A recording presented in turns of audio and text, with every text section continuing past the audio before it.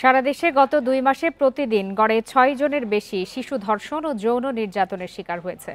শিশুদের অধিকার নিয়ে কর্মরত বেসরকারি সংগঠনগুলো এই তথ্য দিচ্ছে। শিশু ধর্ষণ ও হত্যার প্রতিবাদে সকালে রাজধানীতে সংবাদ সম্মেলন করেন বেসরকারি বিভিন্ন সংগঠনের কর্মীরা। শিশু নিপীড়ন বন্ধে আলাদা অধিদপ্তর করার আহ্বান জানান তারা। এই ঈদে জামা জুতো অ্যাকসেসরিজের ডিসকাউন্ট।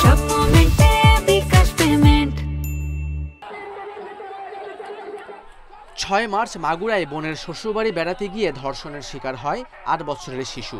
চিকিৎসাধীন অবস্থায় 1 সপ্তাহ পর মৃত্যু হয় তার। এই ঘটনার এবং সারা দেশে সব ধর্ষণের ঘটনার প্রতিবাদে রাস্তায় নেমে বিক্ষোভ অবরোধ করেন শিক্ষার্থী ও সাধারণ মানুষ। ঢাকা রিপোর্টার্স ইউনিটিতে সংবাদ সম্মেলনে বেসরকারি বিভিন্ন সংগঠনের কর্মীরা বলেন, শিশুরা শিক্ষা প্রতিষ্ঠান এমনকি নিজ বাড়িতেও নিরাপদ নয়। শিশুদের জন্য আলাদা অধিদপ্তর গঠনের দাবি জানান তারা।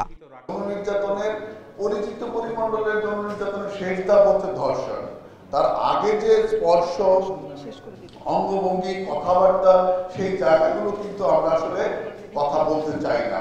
চাইল্ড ওয়েলফেয়ার বোর্ডের কথা বলা হয়েছে উপজেলা পর্যায়ে, ইউনিয়ন পরিষদের স্ট্যান্ডিং কমিটির কথা বলা হয়েছে, কিন্তু দিন শেষে সেগুলো এসে কোন জায়গাটাতে মিলবে, কোন জায়গায় আমরা পুরো দেশের শিশু সুরক্ষার চিত্র দেখতে চাইব, সেরকম একটি পৃথক অধিদপ্তরের কথা আমরা বেসরকারি সংগঠন সেভ দ্য চিলড্রেন সহ আমরা বলে আসছি।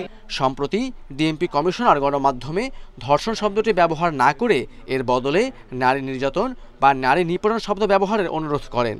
এর প্রতিবাদ জানিয়ে মানবাধিকার কর্মীরা বলেন, ধর্ষণের ঘটনায় ভিন্ন নাম দেওয়ার সুযোগ নেই। সব অপরাধকে একইভাবে দেখা যাবে না।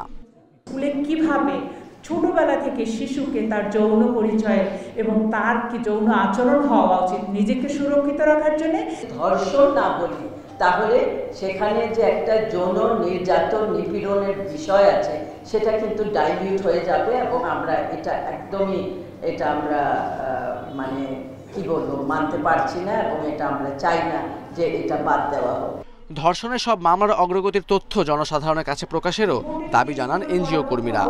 কি ব্যবস্থা নেওয়া হচ্ছে সেটা কিন্তু পাবলিকলি প্রকাশ করার একটি দাবি আমরা আমাদের থেকে জানিয়েছি। Khaled Raihan, independent news, Dhaka.